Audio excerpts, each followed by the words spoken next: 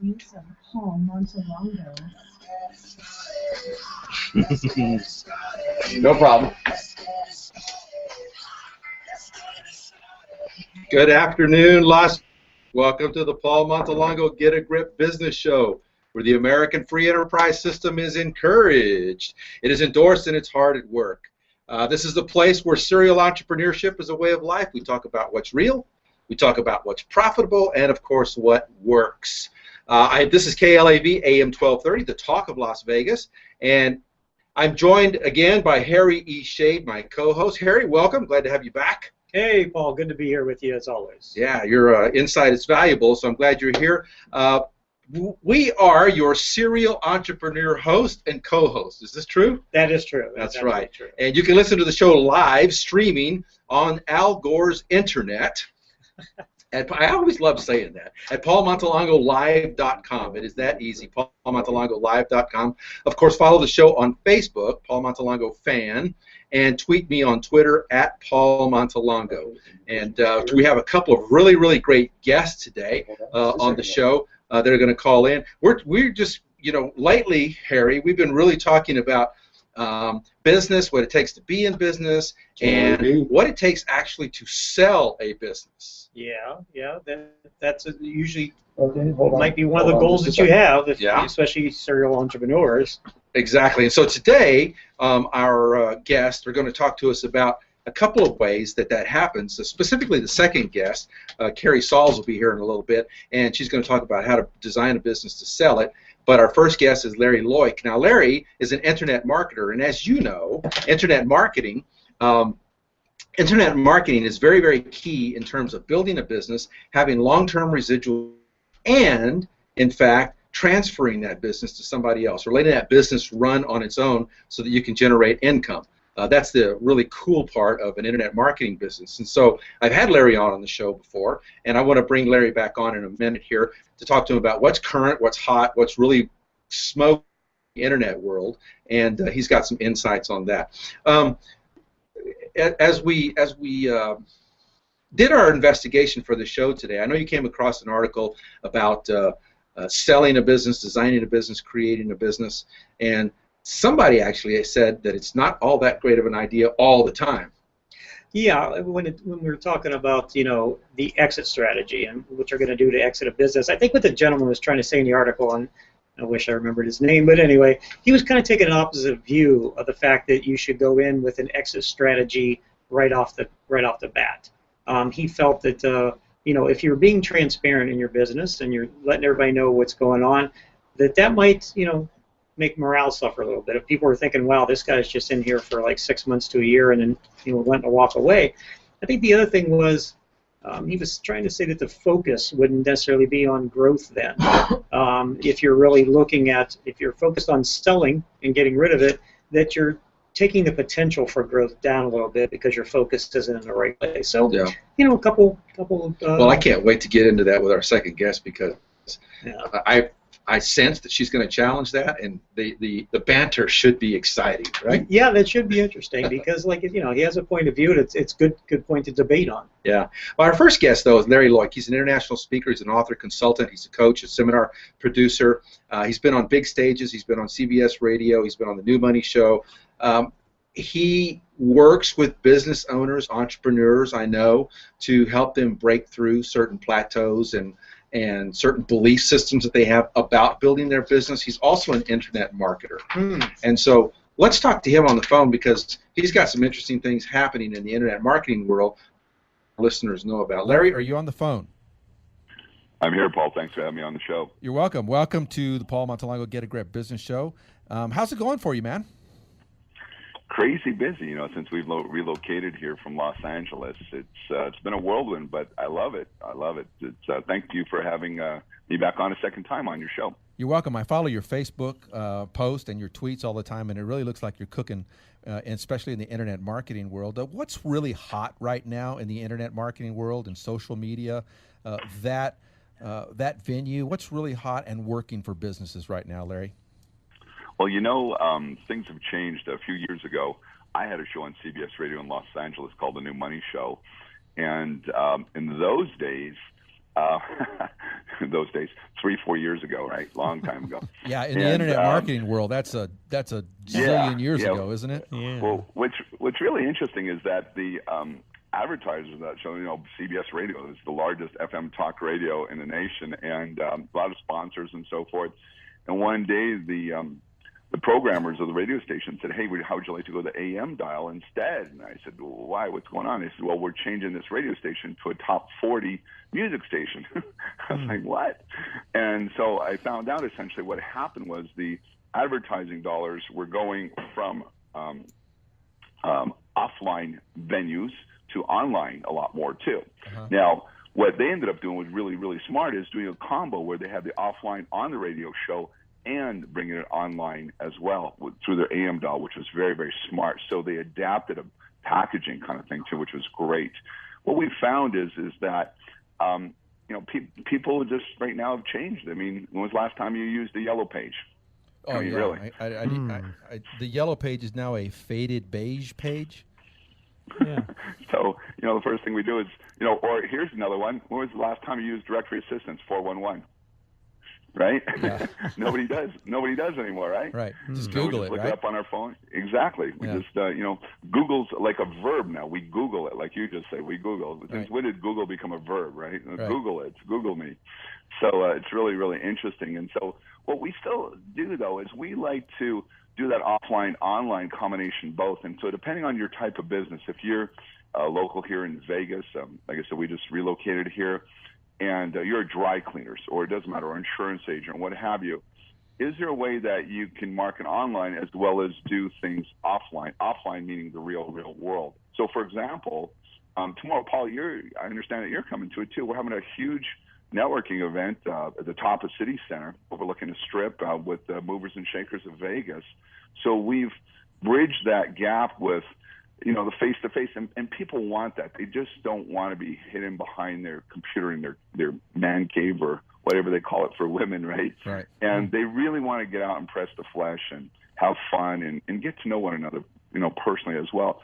But a lot of relationships start, I don't mean, dating relationships, business relationships start online, as a matter of fact, too. Sure. You mentioned you see a lot of our Facebook posts, and those are actually, some myself, but a lot of our media team are posting it on our behalf as well. So it's really critical that you bridge that gap and make it online as well as offline. Yeah. As we continue our interview here, I want people to be able to look at your Facebook page. So if you're on Facebook, go to Facebook, Larry Loik, Loik.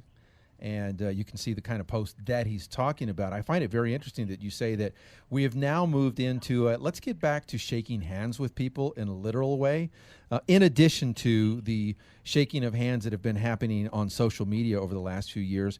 I think there's a resurgence in that. I find that myself. And then when you actually meet face-to-face with someone, which is what I think you're saying, then the ongoing relationship turns social media, and online. Is that about the assessment of it?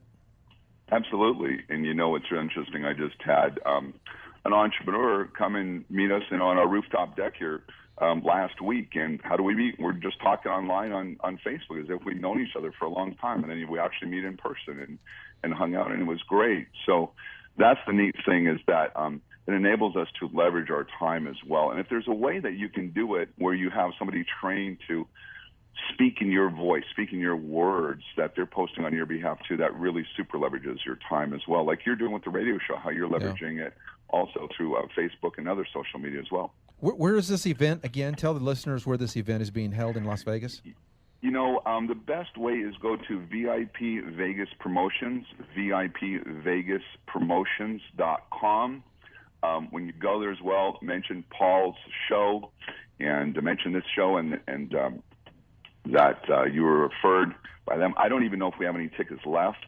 It's, in the top of City Center, right in the center of the Strip, overlooking the lights. It's going to be great. And we actually have a very special surprise.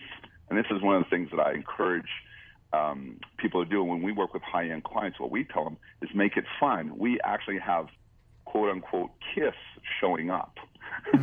So this is the local... Air quotes number there? one. Yeah, there's a quote. There's a number one cover band of KISS in the world. And so we're that'll be managing awesome. them as well. Yeah, so they're going to be there in costume taking photos and everything. So it'll be a lot of fun. So that's another point, too. When you do the real world stuff or the online stuff, make it entertaining, make it fun as well. And use current events if possible. Time to some current events. That's really critical when you're doing your social media as well. Yeah, Larry, as I've observed your posts and I've observed the way that you've been letting people know about this particular event, this is my observation, that you've made it very personal, very personable, and at the same time you've made it exclusive. I think my invitation said something like, this is a high security entrance and you'll be escorted up to the rooftop. And you know, for somebody that maybe doesn't go to a lot of these kinds of events, that sounds pretty dang sexy, you know.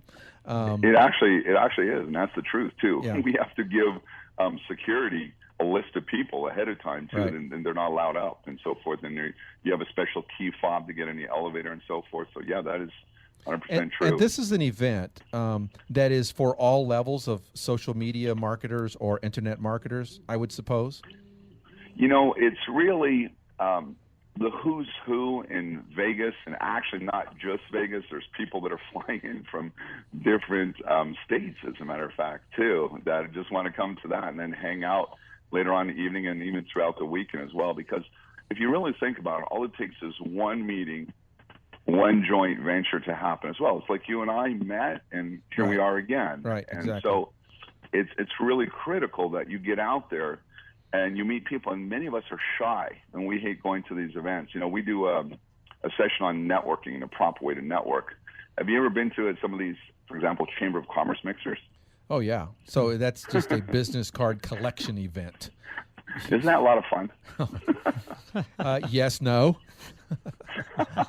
That 99% of the people there do the networking the wrong way. Yeah. So they'll stand there by the hot dogs and everything, and they'll start eating. They'll talk to the person right beside them, and then they'll develop a conversation, and they'll hang out for 30 minutes or an hour with that person because they feel safe. Right. Because they feel comfortable, rather than keep on moving, Right. and networking and taking proper notes on the back of a business card. And one of the most important things is the follow-up. I mean, all these events that you've been to, after you get the business cards, where do they typically go? Yeah, they sit with a rubber band around them on your desk, right? Right, exactly. You know, the other interesting thing about this is, you know, we're talking about people who are in the internet marketing business or in the social media arena here, but you mentioned it earlier, and that an event like this, a networking event like this, is really for any size business. Like you might have a jewelry operation, you know, an online jewelry operation, and an event like this can help you promote that to all of those people's network, I guess, right? Absolutely, Yeah. absolutely. So we have local retailers that are coming. We have entertainers that are coming. We have, whether it's insurance agents, we have speakers and authors. We have promoters, celebrities, all kinds of different people, because it's that one connection. Or it's not just that connection directly, but it's who that person potentially can know. Right. And that's another thing that we talk about, too, at some of our events that we do. The educational events is how to be a COI, a center of influence. And so it's not just, connect with that person, but saying, hey, you know what? I know somebody that has a radio station that a radio show that might be interested in interviewing. Would it be okay if I introduce you? And so now when I've introduced somebody to you, you feel grateful to me, and so does that person. So now I have two people that are thinking about me, top of mind, that potentially would refer me business in the future as well for some of the things that I do also. Well, I think reciprocity. Exactly, the law of reciprocity. I think your insights are really, really valuable on this, that the whole social media world where we used to exist, or one could exist in his own foxhole, now has taken on a new personality, in that these face-to-face meetings are really what's expanding the internet marketing and social media world for any kind of business, any level of business. And I think that particular, if we can get that insight out of your interview this afternoon, I think that's extremely valuable for our listeners that don't think that social media or internet marketing is just going to survive on its own without you actually getting out there and having a presence before people. Now, here's an example. How did I get, this band that we're managing, how did I get them to come out? They're not going to play, but they're going to be out there in costume and networking and taking photos. How did I get them out there? I said, guys, you got to come out there because you're going to meet some movers and shakers that are doing some conventions, that are doing some conferences, that may want you to play your gig at their conventions or conferences. Yeah. And so I convinced them to come out in costume to do that. That's awesome. So, yeah, so you need to do laws of reciprocity. If I may throw out one nugget, because I know you got your other guests coming on real quickly. When you do, whether you come to this event or another networking event, here's the secret that you want to do. Take that business card, scan it, photograph it, get a virtual assistant in the Philippines, India, whatever, $1, $2 an hour, to input it into a spreadsheet, whether it's on Google Drive or whatever. Input that into a spreadsheet and then have them forward that to your web guy, your database guy, if you have one, or even yourself, that it can go right into your database right away. And send them out an email within 48 hours that said, hey, it was nice meeting you. Here's a little bit about what we do. Like to know a little bit more about what you do as well. So now it's in your database. You followed up quickly, and that's the important thing is to follow up, because 99% of the people go to these don't follow up, and they look at the business card and forget about it. And that's how you make an event like this really, really valuable to yourself, right? Yeah. One more time for our listeners. One more time for our listeners. What site can they go to get information about the event? Sure. If there's any tickets left, it's VIPVegasPromotions.com, VIPVegasPromotions.com, as we have our promotions coming as well for locals and for out-of-towners, everything from 21st bachelor party to, 21st birthday to a bachelor party, too, that we do, and executive conferences and conventions as well that we have. I brought in my guy from overseas, my media guy, that's hooked in with all the clubs, all the restaurants, all the shows, concerts. A concert coming in tonight that we get 50% off for tickets. All kinds of great fun things like that. And too. For our listeners, what's the code that you want them to put in when they go to that site? There is no code. I thought you said Paul's show or something like that. Yeah. Oh, I'm sorry. Yes. In terms of, just want to mention, Paul's radio show. Okay. Just mention that in there as well, and that way, hopefully, that will get you under the velvet rope before it's totally sold out. Great.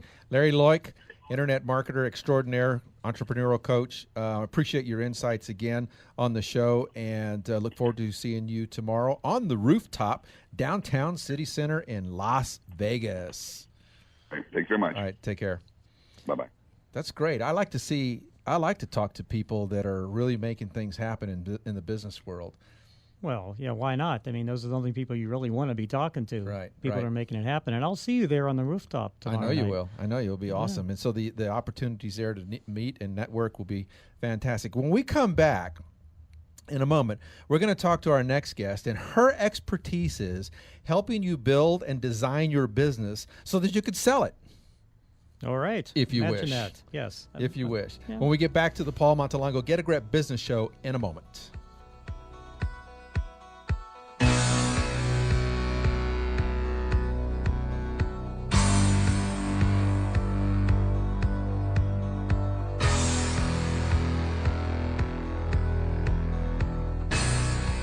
Can you let me talk to Kerri for just a second? Choices. The trend of self-directed IRA. Want to talk to her? Yeah, I just want to say hello. Trust Company LLC. With their 30 years of combined experience, Preferred Trust Company makes self-direction easy. And self-direction doesn't Hello, Kerri. It's Paul. Self-directed simply means that you have complete control Kerri? of selecting and directing your own IRA. Hello, Kerri. It's Paul. Investments. And the team at Preferred Trust Company is Kerri. with you every step of the way. Hello, A Kerri. self-directed IRA with Preferred Trust Company offers you Hello, maximum Kerri. flexibility, convenience, 24-hour access, Let me and a text host her. of tax advantages. Kerri, you still there? Self-directed IRAs by Kerri? downloading the free document. So I'm introducing Self-directed Kerri. IRAs, taking financial It's control of Kerri. your retirement at preferredtrustcompany.com. She was there. I had her locked in. Preferred Trust Company now and get started at 702 All right, 990 Just have her call. Just have her text call back. Yeah, just send her a text. Yeah, she was locked in. Visit preferredtrustcompany.com. No, those things happen. When Can it you comes check? to understanding your I'm credit, waiting for her. knowledge is key. That's As soon as why she at does, Alliance my light will Credit blink Restoration, as soon as she we work calls. hard to take the necessary steps to improve your credit. Alliance Credit Restoration can dispute information on your KLAV credit report Kerri, is that you? inaccurate, verifiable. Plus, with their knowledgeable and professional Pamela staff, Ramsey. Alliance Credit Restoration offers Okay. a personalized approach in handling each client's Four. file. And getting started is easy. If your credit score is holding you back, visit AllianceCreditRestore.com today. With 24-hour access to your account, constant updates, and one-on-one customer service, there's Hold on never just a been minute, better ma'am. time to start living the life you deserve. Good job. Don't just Kerri? fix your credit, enhance your future. Hi, hold by on calling just a second, Alliance Just tell her I Credit said hello. Restoration now. Paul's right here. Ready to Paul's go. right here. We're ready to go. Stand by, okay? Okay. Folks, this is the way live radio works. Log on now and get your free report. The 7.0 People call in, they drop, they hang up. It's on the fly. Ma'am, can you give a call back? I'm in the middle of a live program right now. All right. Ready, bud? Thank you. Call us your Kerri, are you there? Stand by. 12:30. Now, here again, your host.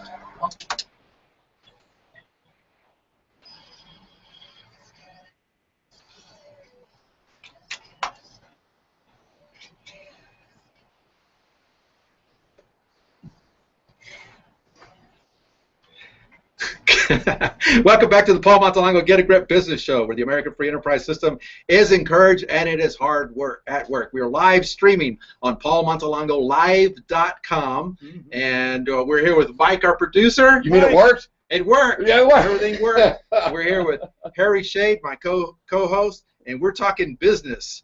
We're talking about sustained business. We've got a great guest coming up right now, Kerri Ellis. And Harry introduced me to Kerri, and Kerri has a really great niche. Tell us a little bit about Kerri, and let's get right to having Kerri on the phone. Absolutely. Well, yeah, Kerri I met at CEO Space. She is the CEO of This Way Out Group, LLC, award-winning exit strategist, acclaimed speaker, and mentor who prepares business owners and entrepreneurs achieve their optimum exit strategy that creates wealth. She started This Way Out to accelerate growth, maximize value, and make their business both buyer-ready and buyer-attractive so they can exit, sell, pass on their business on their terms and on their timeline. She has been an active advisor in business strategy with an eye towards owner exit planning for 40 years, so we definitely have an expert here. She helps entrepreneurs integrate exit planning as part of their strategic plan and business operations from the beginning. Kerri is the author of the white papers, Don't Murder Your Business, I like that name, A Declaration of Free CEOs, and How to Manage a Gaggle of Advisors to Build Your All-Star Exit Team, and the newly released book, Harvest Your Wealth, Exit Essentials for Your Business. Kerri is a requested speaker and workshop presenter globally, regionally, and nationally, and she hosts a daily radio show, Exit This Way, on UR Business Network, www.urbusinessnetwork.com. She holds an MBA in International Marketing Operations Management. Kerri, thank you for being with us today. Well, thank you for having me. Kerri, how in the world are you? I'm terrific. I'm glad. Absolutely. You guys are dynamite, and I'm just delighted to be here. Good. Glad to hear that. So you have a very, very interesting niche, I found, and that is helping businesses to design their business, build their business, and grow their business so they can get the heck out of their business. Is that a fair assessment? That's a nice, simple way to put it together, yes. There you go. Why would someone, in your experience, want to get out of their business? Well, there's a variety of reasons to get out of business. None of us goes into business to create a new job. Rather, there's usually a profit motive or some other reason of what you want out of the business. And the clearer you are on what that is from the outset, the better you will make decisions all along the way from day one onward that tie directly to your end game, so that you know you're not going off on a tangent that takes you away from what you want out of the business in the long run. Yeah, I'm kind of starting with the end in mind here, and then we can back into it. But why would someone, what are the reasons that someone would really want to exit their business that you've seen? People want to. When you talk about entrepreneurs, honestly, it's because they got bored with what they're doing, and they're now having to move into that more responsible management role instead of the visionary role. They're not good at it. They're not going to be engaged doing it. They need to move on to something that catches their attention more and let go of the business to somebody who can really carry it forward and grow it to its optimum level. Or they already have a great new idea and they can't wait to pursue it. Or maybe for some variety of family reasons or social reasons, they need to move somewhere else. Or they've decided that they want to be more involved in a family foundation, or they want to go create a philanthropy or be part of more actively in a different philanthropy. Just different reasons that people move on from business instead of being glued to it for their whole lives. And when they have a plan that will also fund that reinvention, then they can really be clear on how and when and all the terms they want for actually getting out of the business. When things do come together the right way, it's easy to say yes. It's a good explanation, because rather than considering it a loss, it's a growth, it's an expansion, it's an evolution of a person, of a business person, and their life and their business experience.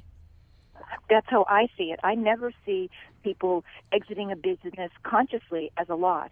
Where you get the loss is when people don't look at the future, they don't plan for it, and they end up shuttering the business and walking away with nothing because they didn't know they had so many other options. Right.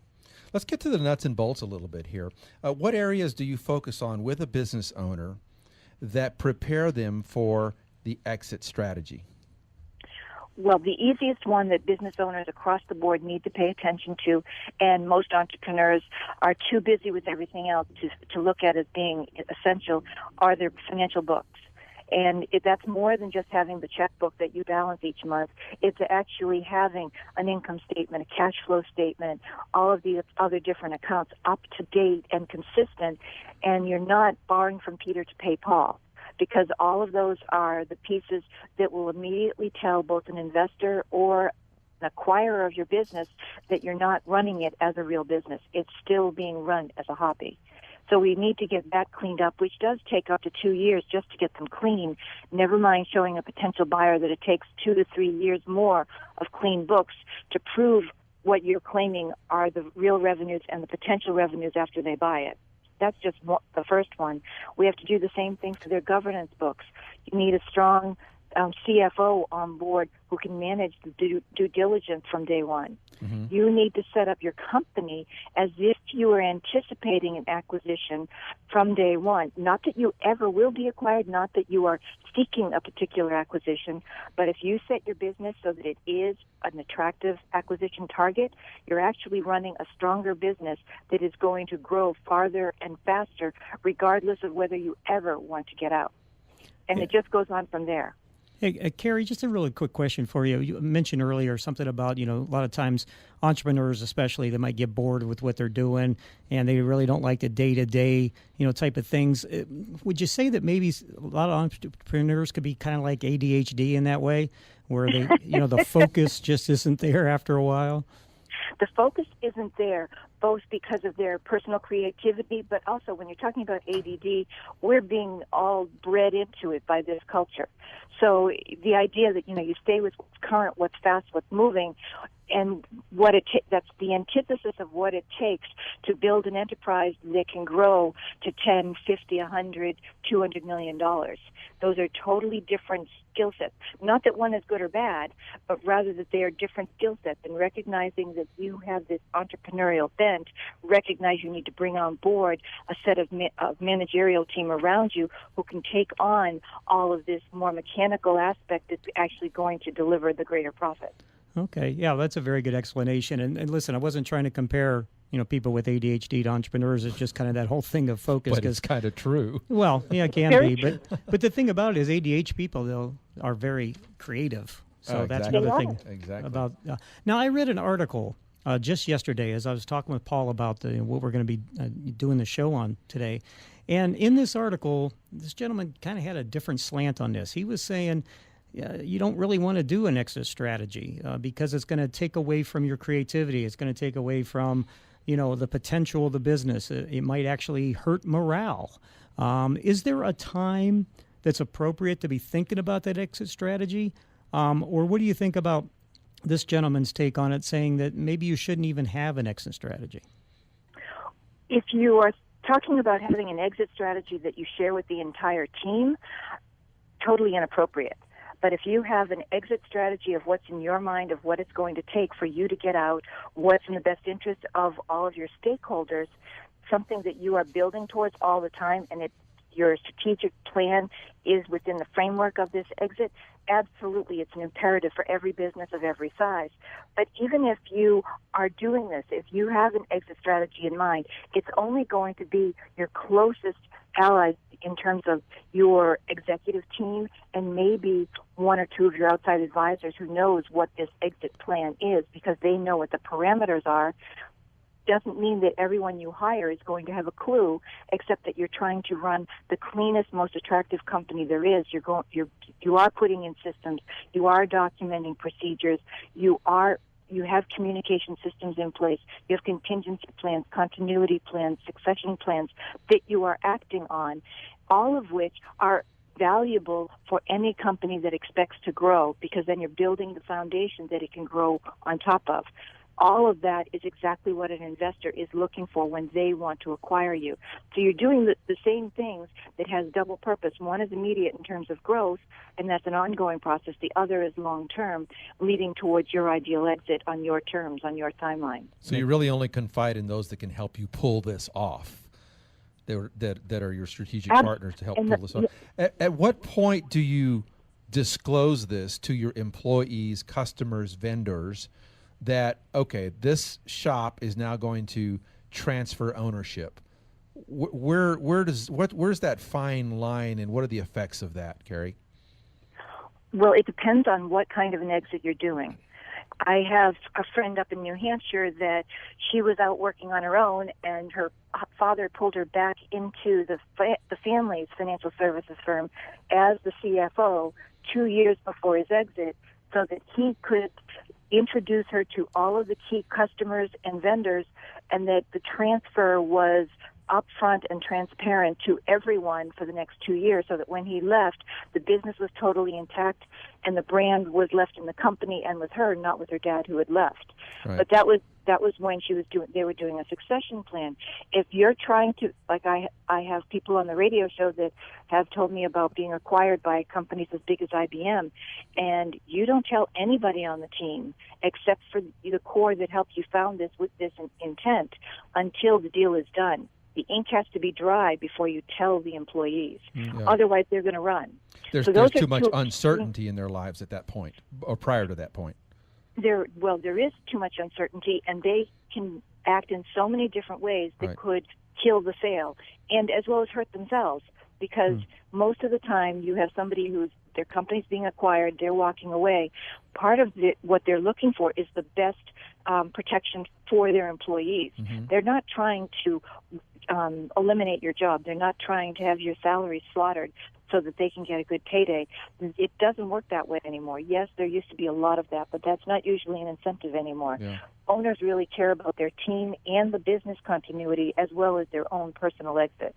I have a really good friend who in Texas owned an heating and air conditioning, an AC and heating and air conditioning plumbing type company, right? With I think somewhere between 80 and 100 employees.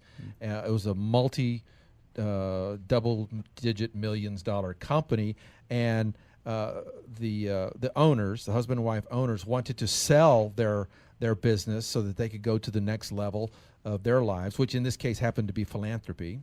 But they took, Kerri, I believe it was 3 years, and interviewed multiple players that could buy their business. Many of these players were financially able to assume the business, but they wanted to sell to people who reflected their values, their morals, their mission, and the way that they cared for their people, their business, and their customers. Do you find that this transfer of a business is a financial decision, or is it a more holistic decision? And that's unique to every individual situation. That's where too many people leap into a transaction and they've only thought about the financials. They haven't thought about all of these other factors, the corporate culture they've built up, their employees, all of these factors you mentioned. At the same time, for a company like your friends in Texas, more than likely, I suspect they were trying to do this on their own rather than using a team of advisors, because when you do that as well, you raise flags in the marketplace that you tried to sell it on your own and you didn't get a buyer in the first 6 months. What's wrong with this company? So it puts doubts in everybody's mind that there must be real problems or something here that isn't viable for somebody else to run without that owner. And doing it on your own, you are in a black hole, and it hurts operationally when you're so consumed with the exit that you can't stay focused on the day-to-day activities that keep growing the business. Interesting. Well, when we get back, I want to talk to you about this process that you call the coffee cup process. And Okay. that initial conversation with a business owner that helps them determine whether or not that they want to sell their business. And also I want to talk to you about some of the other impactful feelings, emotions, situations about selling your business. We'll get back with Kerri in just a moment on the Paul Montelongo Get a Grip Business Show after these messages.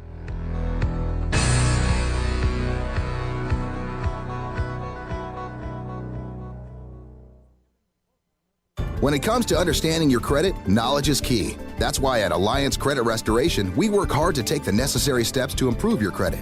Alliance Credit Restoration can dispute information on your credit report that is outdated, inaccurate, or unverifiable. Plus, with their knowledgeable and professional staff, Alliance Credit Restoration offers a personalized approach in handling each client's file. And getting started is easy. If your credit score is holding you back, visit AllianceCreditRestore.com today. With 24-hour access to your account, constant updates, and one-on-one customer service, there's never been a better time to start living the life you deserve. Don't just fix your credit, enhance your future by calling Alliance Credit Restoration now at 702-834-8150. That's 702-834-8150. Or visit AllianceCreditRestore.com. Log on now and get your free report, The 7.5 Most Commonly Made Mistakes of Credit Repair. As more Americans become disillusioned with traditional investment choices, the trend of self-directed IRAs is growing, and no trust company is more preferred than Preferred Trust Company, LLC. With their 30 years of combined experience, Preferred Trust Company makes self-direction easy. And self-direction doesn't mean you're on your own. Self-directed simply means that you have complete control over selecting and directing your own IRA or 401k investments. And the team at Preferred Trust Company is with you every step of the way. A self-directed IRA with Preferred Trust Company offers you maximum flexibility, convenience, 24-hour access, and a host of tax advantages. Learn more about self-directed IRAs by downloading the free document, Self-Directed IRAs, Taking Financial Control of Your Retirement at PreferredTrustCompany.com. Call Preferred Trust Company now and get started at 702-990-7892. That's 702-990-7892. Or visit PreferredTrustCompany.com. Finally, a business show that isn't boring. This is Get a Grip Business Radio. Here again, your host, Paul Montelongo. Welcome back to the Paul Montelongo Get a Grip Business Show. The American Free Enterprise System is encouraged, endorsed. It's hard work. We're live here in Las Vegas, and it is a scorching day in the Valley again. I'm here with my co-host, Harry E. Shade. Hey, we're talking to Kerri Salls about what it takes to build your business in such a way that you're ready to sell it. And so the question that I have for you now, Kerri, you meet with a business owner in the beginning, and you take them through a process you call the coffee cup process to help them determine if this is for them and what exactly is the process of selling a business. So why don't you take our listeners through that coffee cup process in order to sell a business? Thank you, Paul. What I call the coffee cup process is simply a time over a cup of coffee to ask 7 questions. And the answers aren't as important as the fact that you have an answer, because the owners who already have an answer to all of these questions really are at the point where they can truly begin planning their exit. Number 1 is, when do you want to exit? And the classic answer that 80% of all business owners say every 5 years, they're saying the same answer: I'm going to exit in 5 to 10 years. So turn it around, and I want to hear the answer of, at what age do you want to answer? Because your age isn't going to change even as the years go by. Number 2 is, what do you think is your likely exit strategy? Do you think you're going to sell to a strategic buyer? Are you going to sell to a financial buyer? Are your children going to come in and take over management for you? Are you intending for your employees to buy you out in an ESOP program? What is your intended exit strategy? Not that that's the only one you're going to be committed to, but you need to know what you think the best one will be for you and your company. Number 3 is, what is your freedom number? Because if you don't know how much you need just to live on outside of the business without a paycheck coming in every month, then you don't have the starting point for understanding where you're going beyond the business in reinvention. So you need to know what that freedom number is. Number 4, where will all that money come from? Now, many people already have retirement accounts or their SEP accounts or 401ks, but is that enough? Or do they still need something specific out of the business? Very often they have a little bit so that if they were in dire shape, yes, they'll be okay, but they really are looking for the lifestyle they've become accustomed to be maintained when they walk away with a certain number from the business. And that freedom number boils down to multiples of the business that they can command when they sell the business. And depending on all of these things I alluded to earlier in the show of having these different systems in place, clean documents, clean financials, processes, and contracts, when you have all of those things in place, they add value to the company so you can command a higher number of multiples. Otherwise, if you don't plan for it and you wait until after the peak of the business, you'll be lucky if you get 2 times EBITDA, which usually isn't enough for people to go forward living on. The 5th question is, what risks do you foresee for the business prior to your exit? One of those prime risks should be that I'm too involved in the business. I need to take a step back. I need to put my team in charge with more responsibility and control so that the business is not dependent on me anymore. Unless I hear that kind of commitment, they still need more education to be ready to go through this process. It's only in their best interest. And number 6 is, what will you do after the exit? Do you have a plan for the next 3 years or for the next 3 decades? Because most of us, especially when you see all the ads from Prudential on TV now pointing out, 1 in 3 of us are going to live to be 100. Most of us are not going to retire at 62 or 65 and be dead 3 years later.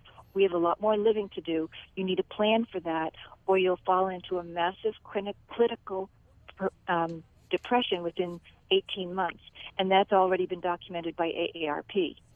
And my 7th question is, who do you have as your all-star exit planning team?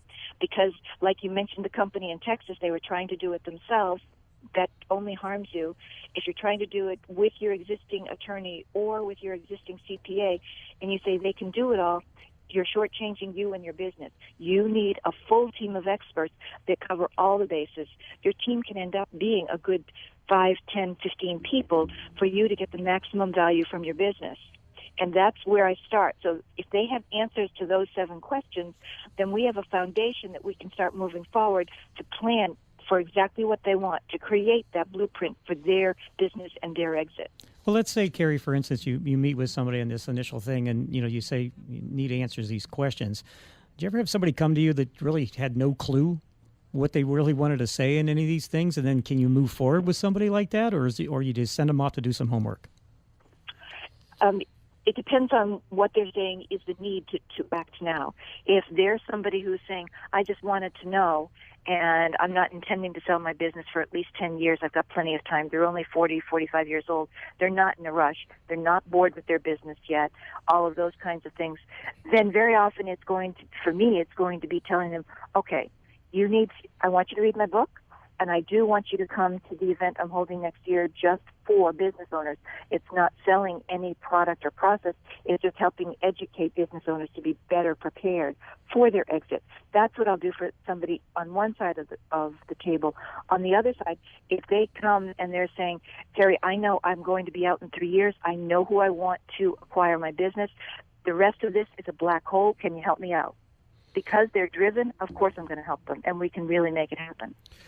In your coffee cup conversation, I really like the idea that they need to have an idea of what's going to happen next after their exit strategy. I mean, I've had several businesses, a few of which I've had exit strategies. I've sold out of those businesses, and then I sat around one time for 9 months, another time almost a year, and you can only play so much golf in a year. Yeah. And then the last time, about 7 months. And about month 4 or 5, if you're a real entrepreneur, you start really getting the itch. And by sitting around, I mean there was not, I wasn't like building a brand new company, a brand new team. I was working, I was doing some things, but it wasn't the same vibration, if you will, as my previous enterprises. And I think that's really, really crucial because the entrepreneur, this is their baby.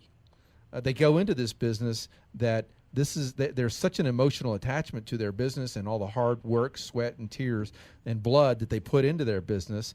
And then all of a sudden they're handing their baby over to somebody else for whatever reason. And they've got to have a replacement baby, for lack of a better term. They've got to have something else to look for. Otherwise, you lose that passion for living. Absolutely. And that's one of the things that I work with business owners in parallel to develop the team, to protect the team, to prepare the business for this optimum exit so that it is a buyer-ready, buyer-attractive entity, and preparing them in parallel for what comes next. And it's really exploring and evolving a business plan for their future. And a lot of people have never been through such an exercise before, so it's not something you can give them a sheet and they can go do homework and come back 2 days later and it's ready. This has to evolve. Just like peeling an onion, it can take months or years to really come up with it. I had one guy once who knew that when he sold his business, this was, again, a guy up in northern New England who he wanted to get out of New England. He wanted to move to North Carolina. All he wanted to do in his retirement was to run a bait shop. So I encourage people to test out these ideas long before you actually exit your business and are dependent on this new idea of a business. He went down to North Carolina and ran a bait shop for 3 weeks in the summer. He came back saying, never going to do that again. Oh, yeah, it could be interesting. He liked fishing. Worms. He just didn't like it that much. Exactly. And so, but we still had 2 years in the cycle to be able to prepare a new plan for him. Yes, it was probably still going to be North Carolina, but he was now thinking about up in the mountains rather than down by the rivers of the ocean. But you need to test out your theories and your assumptions, both for your life as well as for your business. I have a very quick, interesting question for you, Kerri. Do you see much of a difference between men and women as far as business owners and their exit strategies and their reasons for wanting to do it? Well, I see women doing it much more for family reasons. Right. And I see men doing it much more for what they want. Yeah. And that's one of my biggest challenges, and it's the industry as a whole is challenged, that you'll have a business owner who'll come in and say, this is my plan, this is my timeline, this is what I'm doing, and you'll ask, is the spouse on board, and they'll always say yes. But when you actually get to a transaction and the spouse has been the silent partner all along, if that spouse truly hasn't been totally engaged with the advisors, with the entire advisory team all along the way, both on the personal side and the business side, they'll get to the table and kill the deal, and nobody saw it coming. And that's why it takes a lot of planning, and that's why your consulting with somebody is so valuable. I want to make sure that I could talk to you all day on this, because I think it's really, really a great way for a business owner to plan their business, to structure their business, to have a plan along the way, including the exit strategy. But I want to make sure our listeners have a way to take advantage of some of your resources. Give our listeners your website and telephone number, if you will, please. Gladly. My website is just like it sounds, the name of my company, thiswayoutgroup.com. Thiswayoutgroup.com. And on thiswayoutgroup.com, you can find plenty of resources for business owners. There's plenty of articles. There's an extensive blog. There's many of the tools that I use as handouts with new clients. They're already posted on the website, so people have an understanding of what we're doing in a planning process, of scoping out their exit criteria, their exit options, the stages of exit. They can see, what do I know right there, and it's not a black hole when we start discussing it, that we can do that. The phone number that they can reach me if they would like to call direct is 508-820-3322. Perfect. She's Kerri Salls. Appreciate you being on our show and all of the great, valuable direction that you gave our listeners. And look forward to having you back on the show again if you will have us. Thanks, Kerri. That would be a pleasure. Thank you so much for inviting me, Paul. Take good care. All right. No Paul Montelongo show would be complete without the segment that I call I'm Sexy and I Know It.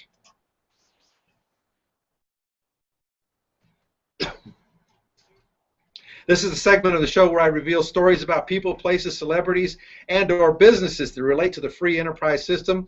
Or, Harry, just pretty much on anything in general that I think is seriously sexy in the news. Yeah, why not? Your show. So we talked almost the whole show about exit strategy for your business, right? Yeah. So that got me to thinking, there's an exit strategy out there that could be extremely expensive. That's known as divorce. Yeah, that could be extremely expensive. Yes. Yeah. So I looked up the most expensive divorces on record. Number 1 is Rupert and Anna Murdoch, settlement of $1.7 billion. With a B. With a B. Second is Bernie and Slavika Ecclestone, $1.2 billion. Let's see. Fifth on the list was Mel and Robin Gibson, $425 million settlement. Not bad. Robert and Sheila Johnson. Robert created BET, Black Entertainment TV, $400 million. And Anna and Maria, they settled for somewhere around $300 million. The jury's still out on that. And he will not be back. No, he will not.